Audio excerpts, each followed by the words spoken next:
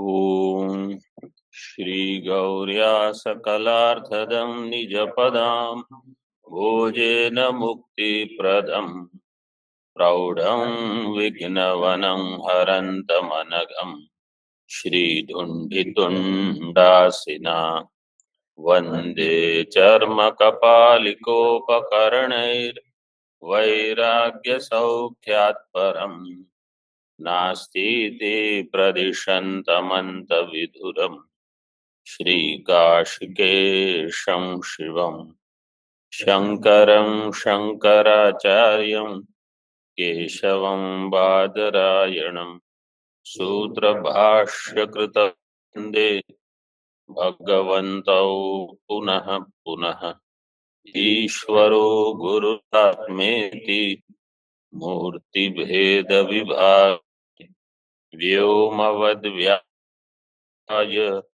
दक्षिणाय नमः। ओम शांति शांति शांति। पूर्व पक्षी ने क्रम के लिए दो, एक श्रुति एक स्मृति का उदाहरण दिया। ब्रह्मचर्यम समाप्य गृही भवेत गृहाद वनी भूत्वा प्रव्रजेत और अधीत्य विधिवत वेदान उत्तरांश कर्मतः। इस प्रकार से ये दोनों देकर पूर्व पक्ष ने कहा कि वहां अधिकृत अधिकारत्व है, किसी का जिसका पहले वेद अध्ययन में अधिकार है उन्हीं का पश्चात संन्यास में ब्रह्म में अधिकार, जिनका पहले धर्म में अधिकार है उनका पश्चात ब्रह्म में अधिकार है। तो क्रम सिद्ध हो रहा है श्रुति स्मृति के द्वारा। तो सिद्धांत ने कहा वो ठीक नहीं है। आपने जो श्रुति स्मृति बताई वो किसके लिए है? अशुद्ध शुद्ध चित्त वाले के लिए, अशुद्ध चित्त वाले के लिए है। अज्ञानी तो सभी हैं। अशुद्ध आत्मा के लिए वो श्रुति स्मृतियों का उदाहरण हुआ है। मतलब जिनकी वैराग्य में कमी है उनके लिए। आगे देखिए, एतद उक्तम भवति यदि जन्मांतर कृत कर्म भी शुद्धम चित्तम तदा ब्रह्मचर्यादेव संन्यस्य ब्रह्म जिज्ञासितव्यम। अगर जन्मांतर पूर्व जन्म से ही उनके कर्म के द्वारा जिसके चित्त की शुद्धि हो चुकी है, शुद्धम चित्तम भवति यदि, तो क्या तदा ब्रह्मचर्यादेव संन्यास्य, ब्रह्मचर्य से ही आप संन्यास ले लीजिए। और संन्यास लेकर केवल कपड़े बदल कर नाम बदल कर घूमते रहना ये संन्यास नहीं है। ऐषणा त्रय का त्याग हो, आपका मन बिल्कुल ब्रह्म में ही लगा रहे, तो ये हो जाए जिनका चित्त शुद्ध है, जिनको वैराग्य। संन्यास्य महाराज जी बहुत बार बताते हैं इसको, शिखा सूत्र परित्यागी वेदांत श्रवणम विना वर्तमान से सन्यासी पतत्येव न संशय। गिरेगा। शिखा सूत्र का परित्याग कर दिया मतलब अभी आप कर्म के लायक नहीं रहे, वैदिक कर्म आप नहीं कर सकते। और वेदांत श्रवण या तो रुचि नहीं है या घूमते रहते हैं यहाँ वहाँ, तो वेदांत श्रवण नहीं करते, तो ऐसा सन्यासी पतित हो जाएगा। यदि न शुद्धम इति रागेण ज्ञायते तदा गृही भवेत। अगर हमारा चित्त शुद्ध नहीं है, कैसे पता चलेगा? उसमें राग है। राग का अर्थ केवल राग नहीं, उसका जोड़ी, हाँ, ये राग द्वेष वाला चित्त है, आप निश्चिंत होकर गृहस्थाश्रम में प्रवेश कर लो। क्यों? क्योंकि वहाँ थोड़ी और पिटाई होगी, वहाँ वैराग्य होगा। जो जो परिस्थितियों से आप राग द्वेष करके अपनी मनमानी करना चाहते हो, गृहस्थाश्रम वहाँ आपको सबक सिखाएगा। ये आप जो चाहते हो वो नहीं। तो गृहस्थाश्रम में से गुजर के जिनका चित्त शुद्ध हो गया वो अब संन्यास के लिए लायक हो। समझो आप गृहस्थ आश्रम में अपने अहंकार राग द्वेष को बचाकर कि इनको तो छूना नहीं आप, तो अभी आगे क्या करो, तो बोले वनी भवेत तत्रापि अशुद्धौ वनी भवेत। अब आप वानप्रस्थ में जाओ, वहाँ भी अगर आप अहंकार राग द्वेष को बचा के रखोगे तो क्या होगा, तत्रापि अशुद्धौ तथैव कालम आकलयेत। वहीं वानप्रस्थ में ही रहो, अभी आप ब्रह्म विचार के योग्य नहीं हुए, अभी आप तथैव कालम आकलयेत। वहाँ विधान ऐसे दिया है, हाँ, आप वहाँ घास फूस वगैरह बनाओ, उसमें अग्नि प्रकट करो और वहाँ बैठ जाओ। मतलब और कोई उपाय नहीं है आपके पास, राग द्वेष छोड़ने को तैयार नहीं, अहंकार बिल्कुल सुदृढ़ बन के बैठा है और ब्रह्म विचार के लिए सामर्थ्य नहीं हो रहा है, तो आप शरीर छोड़ दो। ये ऐसे विधान किया है, आवश्यक नहीं है। कहने का प्रयोजन समझना है कि आप राग द्वेष आपको छोड़ने ही पड़ेंगे। आप चाहे आश्रम बदल लो, नाम बदल लो, कपड़े बदल लो, स्थान बदल लो, राग द्वेष नहीं छोड़ोगे आप आगे नहीं बढ़ पाते। मतलब संसार में जाओगे तो यही होगा, क्योंकि आपको समर्पित होना पड़ेगा पूरे परिवार के साथ। तो कहीं राग द्वेष आप बचा के रखोगे तो अधिक दुख आते रहेगा। इसके पश्चात तो ये वहां टीका में जैसे कहा, गृहस्थ आश्रम में अगर चित्त शुद्ध नहीं हुआ तो वानप्रस्थ में, वानप्रस्थ का अर्थ है अधिक तप करो, तपोमय जीवन बना दो ताकि राग द्वेष की निवृत्ति हो, वैराग्य उत्पन्न हो। समझो अभी भी चित्त अशुद्ध रहा तो वही उसी आश्रम में रहो, इसका अर्थ है वानप्रस्थ में रहो, तप करते रहो और काल की प्रतीक्षा करो, कालम आकलयेत, जब तक यह काल समाप्त नहीं हो जाता है। आगे दिया है वने शुद्धौ प्रव्रजेत, जे छूट गया है हमारे पुस्तक में, प्रव्रजेत। अगर वानप्रस्थ में शुद्धि हो गई तो क्या करना है, संन्यास ले लो। प्रव्रजित का अर्थ है तब संन्यास ले सकते हो। संन्यास ले सकते हो का अर्थ मुख्य ये है कि आप अब ब्रह्म विचार करो, बाकी सब छोड़ दो। जिनका ये सब छूटता नहीं है वो ब्रह्म विचार नहीं कर पाएंगे।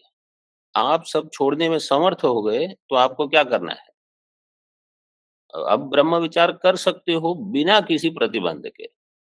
नहीं तो 5-10 मिनट ब्रह्म विचार किया, फिर से कुछ मनोवृत्ति यहाँ वहां हुई। इसलिए एक जहां नियम अच्छे से रहेगा कि प्रातः काल इस समय उठना है, अब ये करना है, ये करना है, ये करना है, अध्ययन अध्ययन अध्ययन, उनके उनको मन यहाँ वहां विक्षिप्त होने के लिए समय ही नहीं है। तथा च श्रुति ही यद हर एव विरजे तद हर एव प्रव्रजेत। तो पूर्व में जो श्रुति दी, ब्रह्मचर्यम समाप्य गृही भवेत गृहाद्वनि भवेत, वो भी जावाल उपनिषद की। अब दिया है ब्रह्मचर्यादेव प्रव्रजेत, एक आई बीच में उद्धरण। अब देते हैं जिस दिन यद अह एव विरजेत, जिस दिन आपको वैराग्य हुआ उस दिन घर छोड़ दीजिए, तद अहर एव प्रव्रजेत, सब छोड़ दो। घर छोड़ दो इसका अर्थ है कि सब छोड़ दो, केवल घर छोड़ दिया बाकी सब पकड़ के रखा वो भी कोई लाभ नहीं। तस्मात् न अनयोर अधिकृताधिकारत्वे किंचित मानम इति भावः। अनयोः, अनयोः धर्म ब्रह्म जिज्ञासयोः, धर्म ब्रह्म जिज्ञासयोः, इन दोनों जिज्ञासाओं में अधिकृत अधिकारत्व इसमें कोई प्रमाण नहीं है, मतलब श्रुति स्मृति से सिद्ध हो गया। तो और एक यहाँ बिंदु समझने के लिए क्या है, कहीं श्रुति में कुछ बताया है, कहीं स्मृति में कुछ बताया है, कोई भी ये उद्धरण कर सकते हैं। इसका अर्थ ये नहीं है कि सारी श्रुति स्मृतियां सभी के लिए है, क्योंकि कभी कभी ऐसा बहुत होता है कि लोग तो इसका क्या होगा, तो उसका क्या होगा, अब इसके उसके इसके अधिकारी कोई अन्य है। जो जिस अधिकार का विचार चल रहा है उसके युक्त जो श्रुति स्मृति है उसी का ग्रहण आपको करना है। कोई भी अन्य, जैसे समझो श्वेत केतु उद्दालक तत्वमसि का विचार चल रहा है, फिर कोई पूछेगा तो कर्मयोग का क्या करेंगे? वहां कर्मयोग का अधिकारी बताया नहीं है। आप कर्मयोग का प्रकरण अलग हो गया। अब यहाँ केवल ज्ञान का विचार है। तो जहां जो विचार चलता है वहां केवल उसी की श्रुति उसी की स्मृति का उद्धरण होना चाहिए। जो अधिकारी वहां नहीं है, कोई भी श्रुति स्मृति उठाकर कहीं से भी, या तो आपको पूरा उसका संदर्भ पता होना चाहिए, या श्रुति को जानकर तन मात्र से केवल आप विचार विमर्श नहीं कर सकते। आपको पता होना चाहिए इसका अधिकारी कौन है, ये किसके लिए ये बताया है। तो सभी उपदेश में अधिकारी सबसे पहले ध्यान में रखना चाहिए। तो यहाँ एक प्रकरण पूरा हो गया। इसका अर्थ पूरी मीमांसा में पूर्व पक्ष ने अथ शब्द का क्या अर्थ लिया था? पूर्व पक्ष ने अथ शब्द का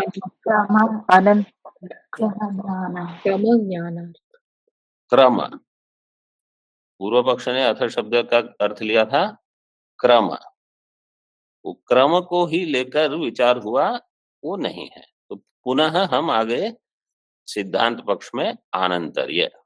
अब और एक पूर्व पक्ष, ननु मीमांसयोः शेषशेषित्वम् अधिकृताधिकारत्वं च मास्तु एकमोक्षफलकत्वेन एककर्तृकत्वं स्यादेव। मीमांसयोः, धर्म ब्रह्म मीमांसयोः शेषशेषित्वम् अधिकृत अधिकारत्वं च मास्तु। पूर्व पक्षी ने इतना स्वीकार कर लिया, उनमें शेषशेषित्व नहीं है, अधिकृत अधिकारत्व क्यों नहीं है? प्रमाण अभावात, कि मानम न अस्ति, वो सिद्ध हो गया। लेकिन एक कर्तृकत्व हो सकता है। क्यों? एक मोक्ष फलकत्वेन एक कर्तृकत्वम स्यादेव। ये एक ही कर्ता के द्वारा किए जाने वाले हैं। एक ही कर्ता के द्वारा किए जाने वाले होने से और इनका एक ही फल है, एकम मोक्ष फल, मोक्ष फलम, एकम मोक्ष फलम। हाँ, ययो ययो हो, कयो हो,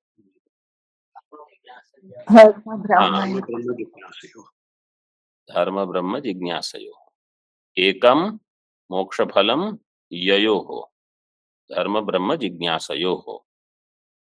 तौ धर्म ब्रह्म जिज्ञासौ एक मोक्ष फल के, एक ही मोक्ष फल है। मतलब अब पूर्व पक्ष ये आगे ज्ञान कर्म समुच्चय वाले, वो कहते हैं धर्म का फल भी मोक्ष है। मतलब धर्म किसके लिए है? अंत में मोक्ष के लिए। ज्ञान किसके लिए है? मोक्ष के लिए। तो एक ही मोक्ष फल के लिए दोनों करते हो, तो एक ही व्यक्ति करेगा, एक ही जीव के लिए दोनों है, इसलिए एक कर्तृकत्व हो जाएगा वहां, स्यादेव। वदन्ति ही ज्ञान कर्मभ्याम मुक्ति ही इति समुच्चयवादिनः। समुच्चयम वदन्ति अथवा वदितुम शीलम येषाम ते समुच्चयवादिनः। वो कहते हैं कि ज्ञान कर्मभ्याम मुक्ति, ज्ञान और कर्म दोनों के समुच्चय से मुक्ति होगी।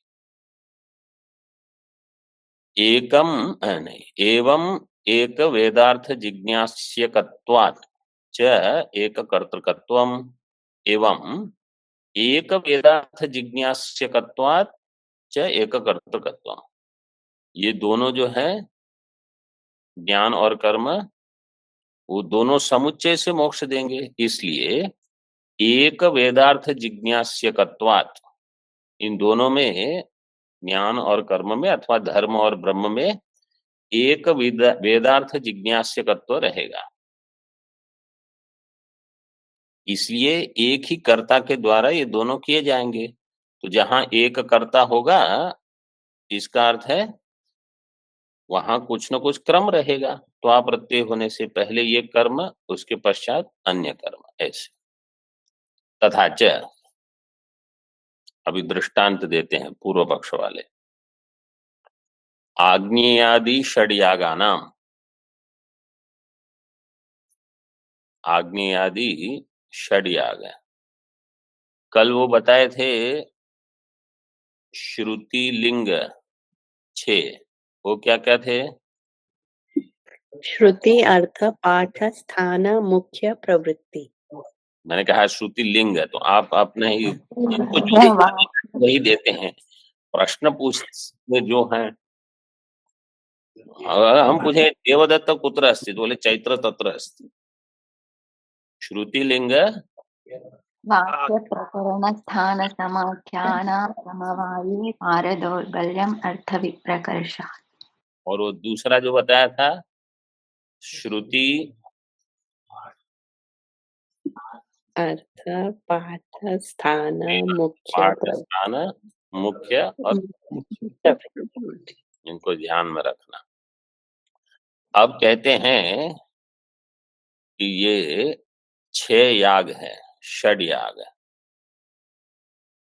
देखिए, आग्नेयादि षड यागानाम एक स्वर्ग फलकानाम द्वादशाध्यायानां च एक धर्म जिज्ञास्यकानां क्रमवत्तयोः क्रमो विवक्षित इति क्रमार्थो अथ शब्द इति आशंक्य आह। पूर्व पक्ष कहते हैं, मतलब यहाँ ये समुच्चयवादी को लेकर कि यहाँ अथ शब्द से क्रम ही विवक्षित है, लेकिन कैसे? जैसे आग्नेयादि षड यागानाम, आग्नेयादि षड याग आपके वहां टिप्पणी दी है उसमें कुछ? यहाँ पूर्णानंदी में दिए हैं आग्नेयादि षड याग, मतलब परिचित है लेकिन एक में भेद है। जिनके पास हिंदी टीका है उसमें दिए हैं आग्नेय, अग्निशोमीय और उपांशु। ये पूर्णिमा में पौर्णमासित्रिकम, आग्नेय और मासत्रिकम, ये 3। और दर्शत्रिकम क्या है? ऐन्द्रम दधि ऐन्द्रम कपाल आग्नेय अष्टा कपाल। मतलब आग्नेय केवल इतना है, आप अष्टा कपाल जोड़ सकते हो। आग्नेय याग एक और ऐन्द्रम दधि ऐन्द्रम पय, लेकिन यहाँ ऐसे दिया है आग्नेय याग एक ऐन्द्र उपांशु यागौ द्वौ, एक आग्नेय याग और 2 ऐन्द्र और उपांशु याग। मतलब उपांशु दोनों में लिया उन्होंने, दर्श में भी और पौर्णमा, ये पूर्णानंदी टीका में दिया है। तो हिंदी जिनके पास है वो उसमें टिप्पणी में वही दिया है। मतलब उन्होंने पूर्णानंदी बिल्कुल अनुसरण करके दिया है। वो भी ठीक है, क्योंकि आप अब टीका में लिखा है तो ना तो नहीं कह सकते। आग्नेय याग है एक है और ऐन्द्र उपांशु यागौ द्वौ मिलित्वा दर्शत्रिकम तथा च षड यागा भवन्ति इति भावः। ये 6 हो जाएंगे। तो वहां भी उपांशु में 2 आ जाएंगे, पूर्णमासी में भी उपांशु में। तो ये जो 6 याग है षड यागा नाम, और इनका एक फल का नाम, एकम स्वर्ग फलम येषाम षड यागा नाम, ते एक फल का, एक ही स्वर्ग फल है जिनका।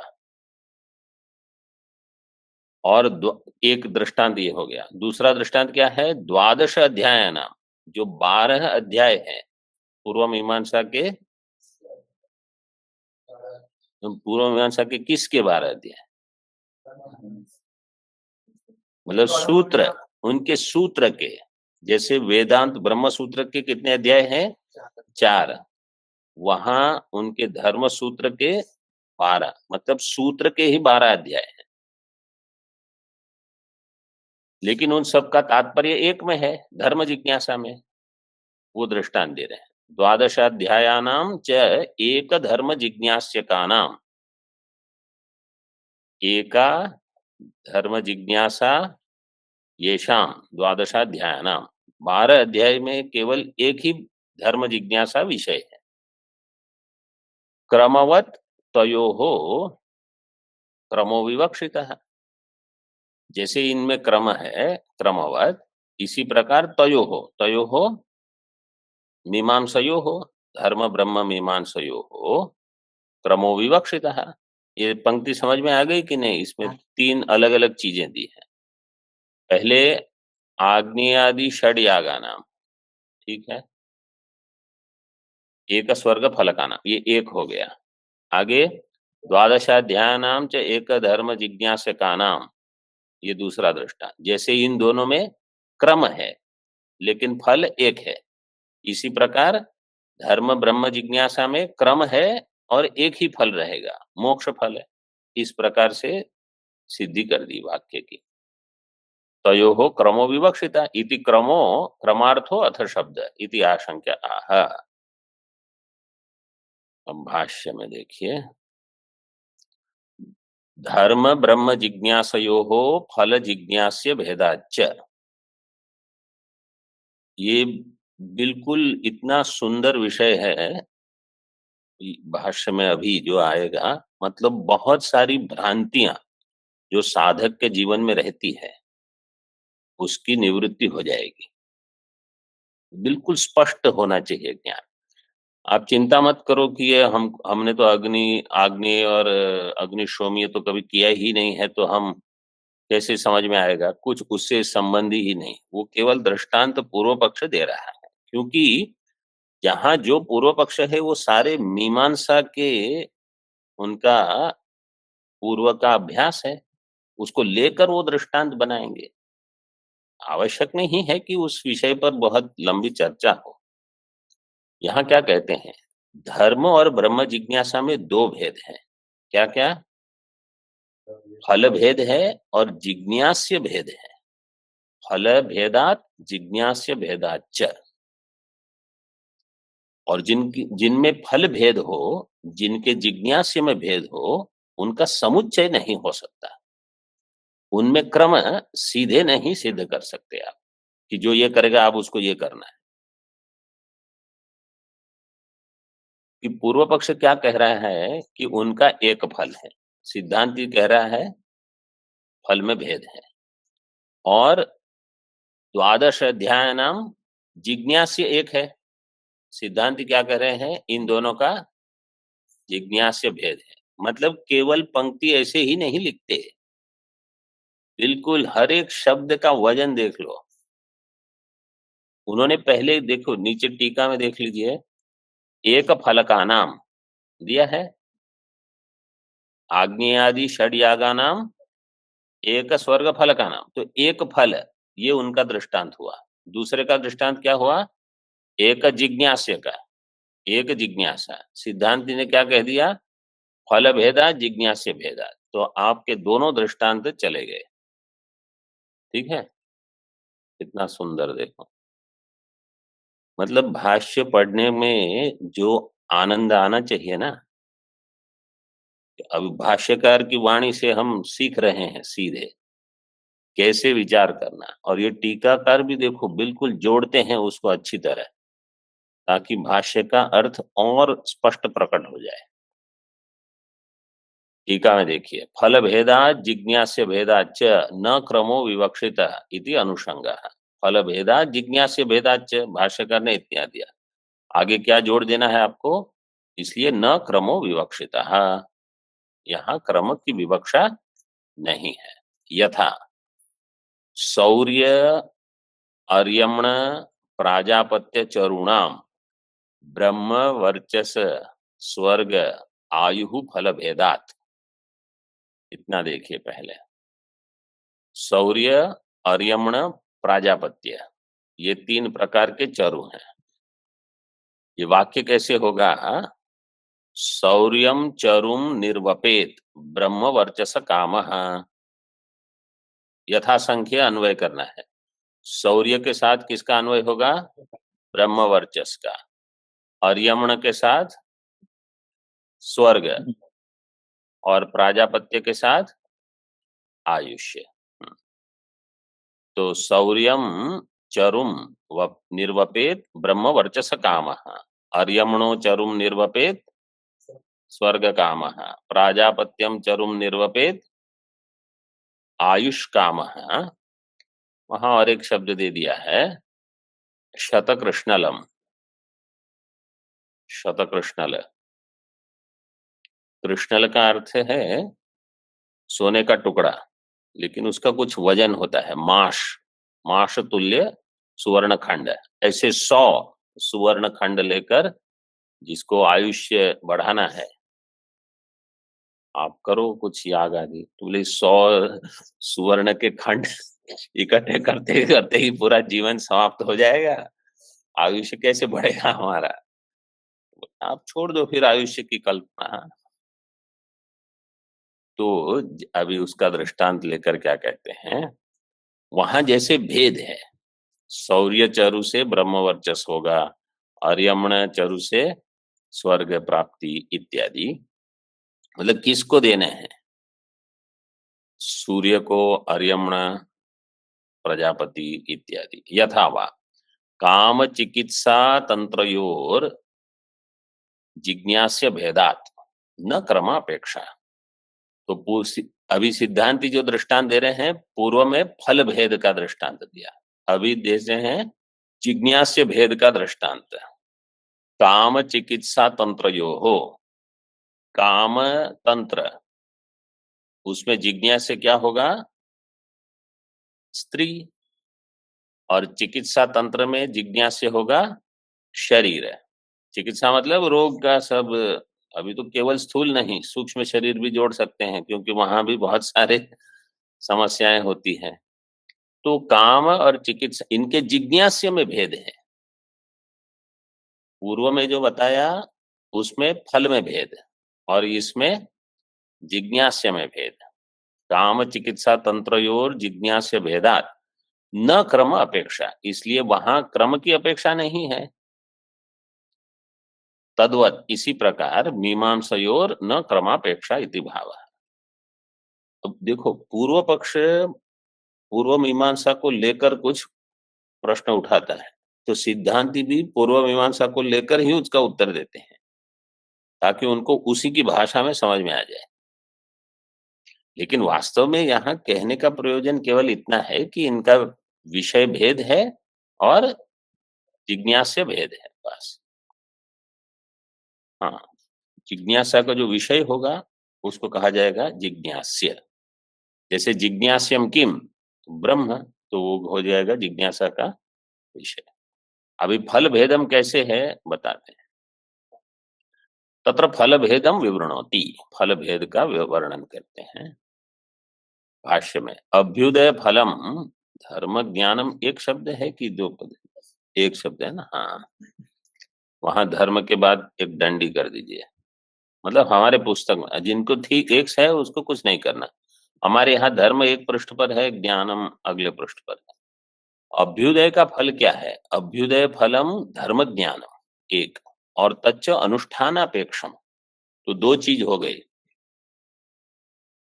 धर्म ज्ञान जो है उसका फल है अभ्युदय, और वो धर्म ज्ञान अनुष्ठान की अपेक्षा रखता है कि आपको कुछ ज्ञान के पश्चात कुछ करना होगा।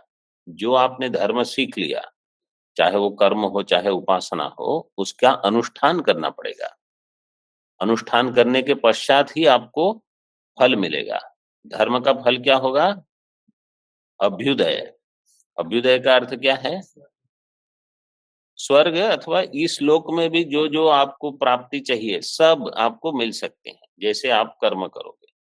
सभी प्रकार की भौतिक सुख शांति जो चाहते हैं आपको मिल जाएंगी धर्म से, लेकिन वहां आपको अनुष्ठान करते रहना पड़ेगा।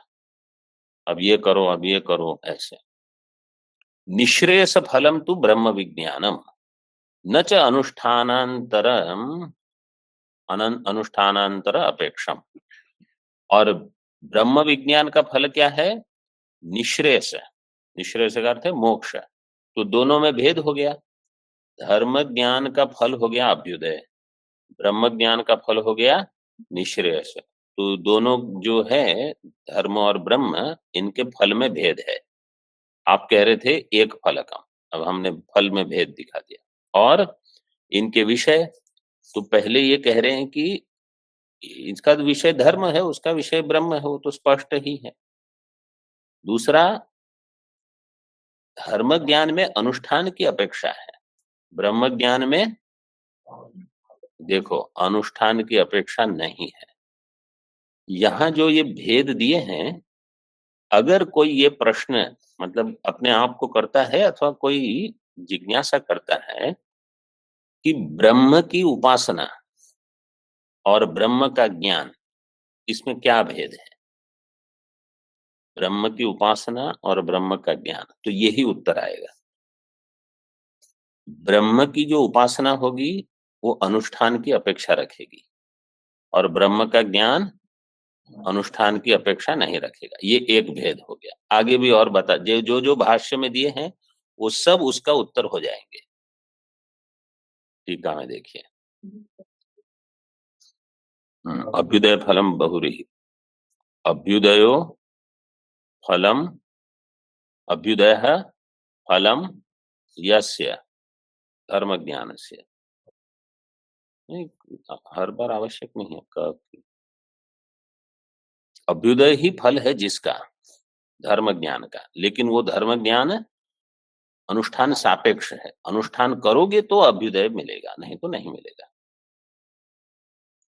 टीका में, विषयाभिमुख्येन उदेति इति अभ्युदयो विषयाधीनम सुखम स्वर्गादिकम। विषय अभिमुख्येन उदेति, अभि उदय, तो अभि उदय कैसे, विषयाभिमुख्येन उदेति इति अभ्युदयो विषयाधीनम सुखम, विषय के अधीन सुख, स्वर्ग आदि, आदि दे दिया क्योंकि लौकिक सुख भी आपको चाहिए यहाँ, इहलोक और परलोक, तो सब जो जो विषयाधीन सुख है मिल जाएगा आपको। तच्च धर्म ज्ञान हेतोर मीमांसायाः फलम इत्यर्थः। ये धर्म ज्ञान का जो हेतु है धर्म मीमांसा, उसका फल हो गया स्वर्गादिकम सुखम। वो बहुत आनंद आनंद लगता है थोड़े समय, फिर समझ में आता है कि अरे सब छोड़ के जाना है, सब जाते हैं। आप भी नंबर लाइन में केवल खड़े हैं, कभी किसका नंबर बोल देंगे पता नहीं, सभी लोग एक नंबर लेके खड़े। तो इस नंबर से चल रहा है, लेकिन कोई ऐसी आवश्यकता नहीं है, बीच में ही बोल दिए 50 नंबर वाले आ जाओ, और उनको जाना है बस। ऐसे न केवलम फलस्य स्वरूपतो भेद किंतु हेतु तो भी। अब केवल फल में भेद दिया था, फल से भेद, फल का भेद दो प्रकार से कर देते हैं, स्वरूपतः भेद, हेतुतः भेद। स्वरूप से भी ये भिन्न है, हेतु से भी भिन्न है। हेतु से कैसे, अनुष्ठेयत्व है इसलिए। तच्च अनुष्ठान अपेक्षम, क्योंकि वहां हेतु है अनुष्ठान, केवल धर्म के ज्ञान से कुछ लाभ नहीं होता, मतलब पुण्य थोड़ा मिल जाएगा, अधिक नहीं। ब्रह्म ज्ञान हेतु और मीमांसाया फलम तो तद विरुद्ध, और ब्रह्म ज्ञान का हेतु है ब्रह्म मीमांसा। इसका अर्थ क्या है, ब्रह्म ज्ञान हेतु और मीमांसा अनुष्ठान नहीं है। नहीं, केवल इस इतने पद का अर्थ बताना है आपको। ब्रह्म ज्ञान हेतु हो मीमांसाया, मतलब ब्रह्म ज्ञान हेतु मीमांसा, इसका अर्थ क्या है, ब्रह्म ज्ञान विचार से किम, ब्रह्म ज्ञान के लिए जो विचार करना, ब्रह्म ज्ञान के लिए उत्तर मीमांसा होनी चाहिए। ब्रह्म ज्ञान के लिए उत्तर मीमांसा करते, ब्रह्म मीमांसा अथवा उत्तर मीमांसा। उत्तर मीमांसा से क्या होगा, ब्रह्म ज्ञान होगा। ब्रह्म ज्ञान का हेतु क्या है, उत्तर मीमांसा। मतलब मीमांसा मतलब केवल पुस्तक नहीं, उसका विचार, वेदांत का विचार करोगे तो ब्रह्म ज्ञान उत्पन्न होगा, ये अर्थ है उसका। ब्रह्म ज्ञान का हेतु है उत्तर मीमांसा का, वेदांत का विचार। हाँ, मतलब हेतु फल है इनमें। ब्रह्म ज्ञान हो गया फल, मीमांसा, वेदांत की मीमांसा ये उसका हेतु है। तो मीमांसायाः फलम, ब्रह्म ज्ञान हेतु हो मीमांसायाः फलम तो तद विरुद्धम, उस ये तो सीधे ही दे दिया। ब्रह्म ज्ञान हेतु हो मीमांसायाः फलम, ब्रह्म ज्ञान हेतु हो मीमांसायाः फलम किम ब्रह्म ज्ञानम। लेकिन वो ब्रह्म ज्ञान को अलग प्रकार से कहते हैं निश्रेयस। ब्रह्म ज्ञान का फल जो है वो निश्रेयस है। भाष्य में दिया निश्रेयस फलम तो ब्रह्म विज्ञानम न च अनुष्ठानांतरापेक्षम, और वो अनुष्ठानांतर की अपेक्षा रखता है कि नहीं? नहीं रखता है। हाँ, निश्रेयस में सकार में अच प्रत्यय आ गया, सकारांत शब्द होना चाहिए। निश्रेयस, श्रेयस शब्द है प्रातिपदिक।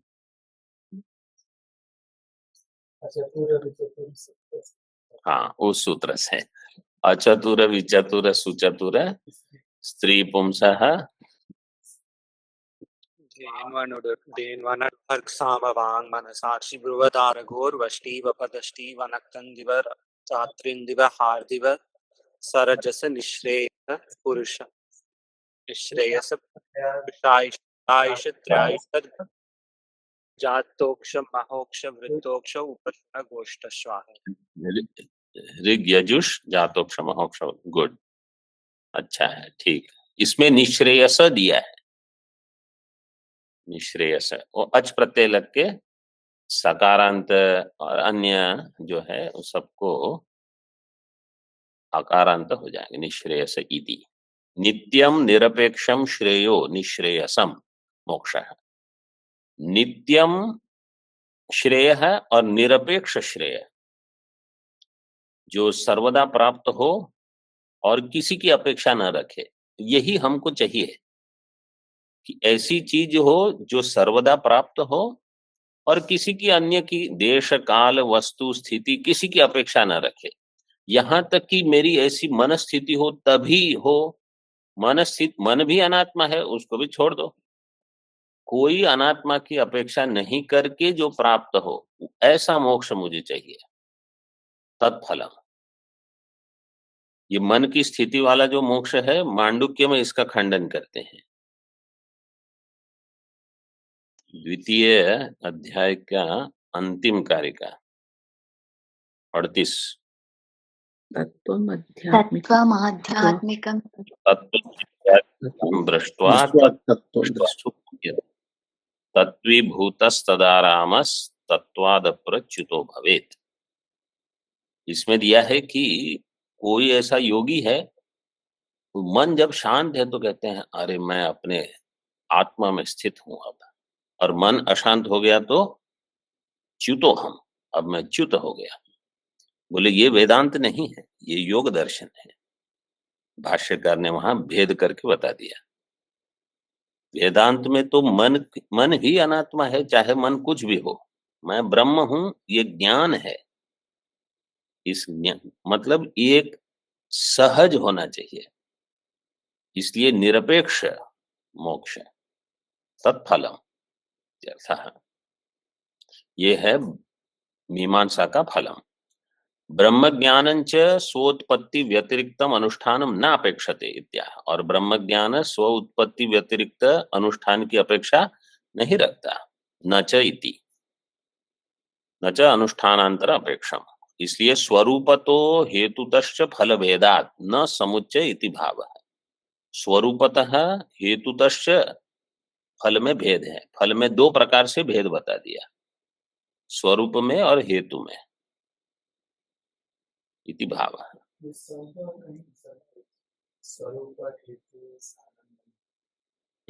हेतु स्वरूप कार्याणि ऐसे आता है। हाँ, ये तो बहुत बार विचार की ये जहां इसमें दिया सर्व वेदांत सिद्धांत सर्व, इसमें हमने कर लिया सारा संगत।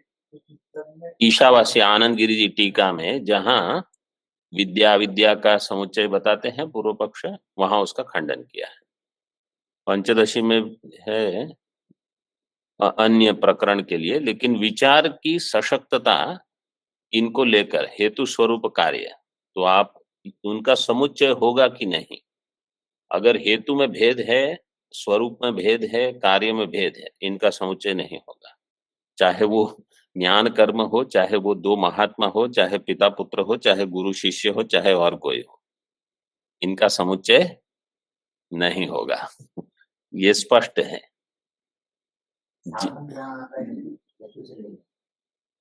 कहाँ साधन?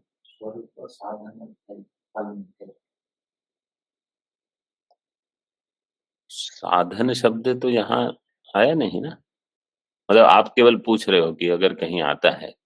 वहां पे जो आए हैं स्वरूप और साधन कार्य में साधन का अर्थ है हेतु, मतलब हाँ, जैसे वन्य ज्ञान में धूम ज्ञान हेतु है, हेतु को साधन कहते हैं।